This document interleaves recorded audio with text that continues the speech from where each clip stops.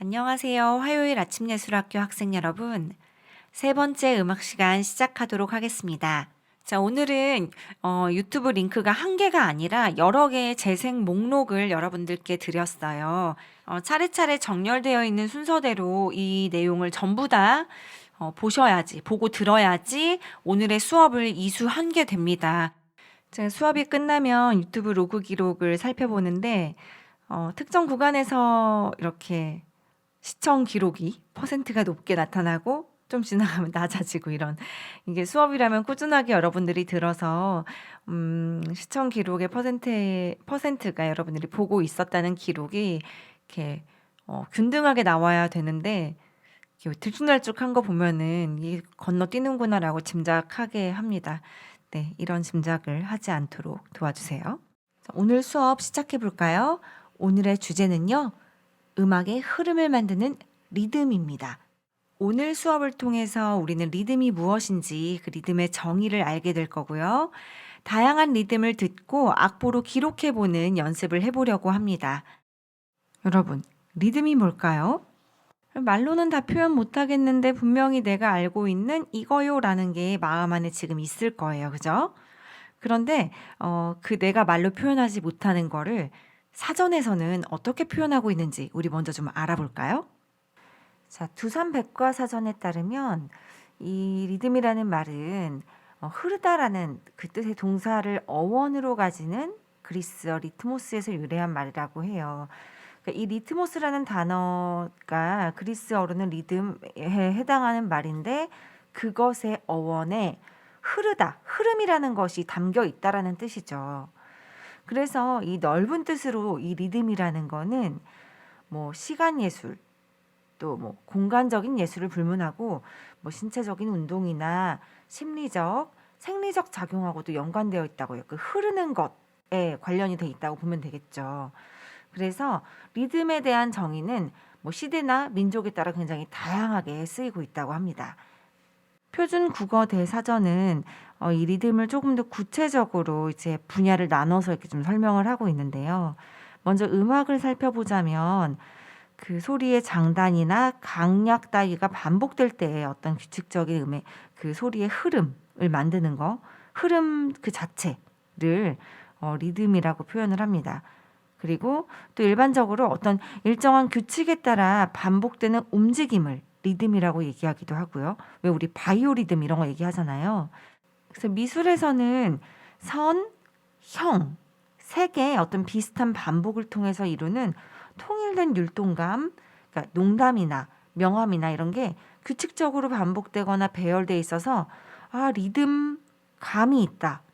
리듬이 있다라고 얘기를 해요. 그럼 다시 말하면은 이게 문학으로 가면요. 우리 이렇게 시에서 가군, 운율 이런 얘기하잖아요. 그것 또한 문학의 어떤 리듬감 이렇게 설명하기도 해요.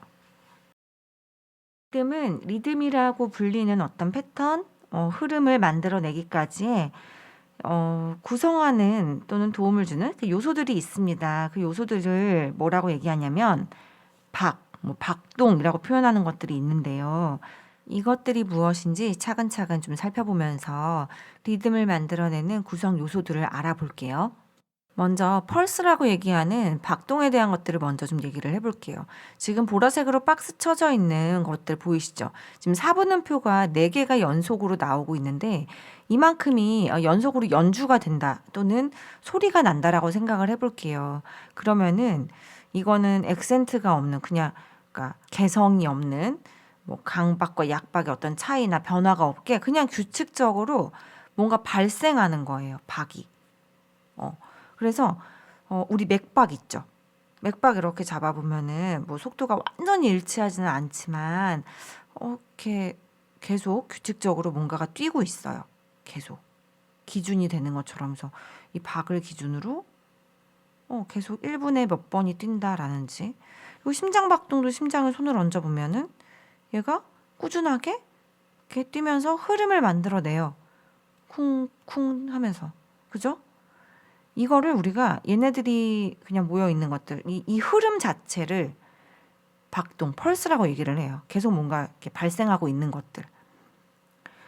그 다음에 박은요, 이것들을 구성하는 하나들을 얘기를 해요. 하나가 이렇게 4분음표 한 번, 그러니까 심장박동에서 계속 뛰는 거는 펄스가 되는데 한 번 뛰면 이건 그냥 비트가 되는 거예요. 박 그 자체. 그냥 한 박, 두 박 할 때도 첫 번째 박, 두 번째 박이라고 얘기하잖아요. 이거는 한 번을 얘기를 해요. 자, 그럼 리듬은 뭐가 되냐면요. 그림에서 위에 보면은 long, short, short, long, long 이렇게 있죠. 변화가 생기는 거예요. 그래서 주기를 만들고 패턴을 만드는 일정한 규칙을 만들어내는 걸 말하는 거거든요. 아까 펄스는 그냥 똑같은 게 계속해서 나타나는 거예요. 계속 나타나는 거예요, 그냥. 근데 리듬 같은 경우에는 길고 짧고 길고 짧고 길고 길고 근데 이런 어떤 변화가 있는 개성이 있는 자기만의 이게 한 세트가 돼서 곡이 반복되는 거예요. 그래서 흐름을 만들어내는 것. 그게 바로 리듬입니다.